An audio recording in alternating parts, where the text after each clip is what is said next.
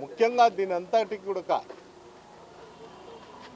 రాష్ట్ర ముఖ్యమంత్రి గారు మెడికల్ కాలేజీల పైన పీపీపీ విధానం తీసుకొస్తే తాడిపత్రిలో ఒక దీవి మాదిరి చూసి జేసీ ప్రవాగ్ రెడ్డి అంటే పీపీపీ అంటే ప్రవాగ్ రెడ్డి పోలీస్ ప్రైవేట్ లిమిటెడ్ అని ఒక వ్యవస్థను పెట్టడం జరిగింది తాడిపత్రిలో. అంటే జిల్లా అధికారుల పరిధిలో ఈ వ్యవస్థలన్నిటి కూడా తాడిపత్రిలో పనిచేయవు. జిల్లాధికారులు ఎవరు చెప్పినా కూడా అక్కడ ఉండేటువంటి ఎంప్లాయీస్ మాత్రం తాడిపత్రిలో పనిచేయవు. ఏంటికంటే తాడిపత్రి టీఎంఎల్ దగ్గర ఒక వారం నుండి మాట్లాడుతున్నారు.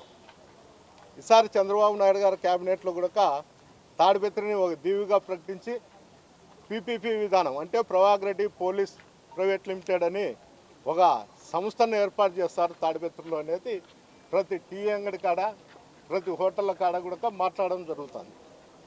ఇది ఎంతవరకు సమంజసమో నాకు తెలుసు, కానీ పబ్లిక్లో మటుకు ఇది పూర్తిగా ఉంది.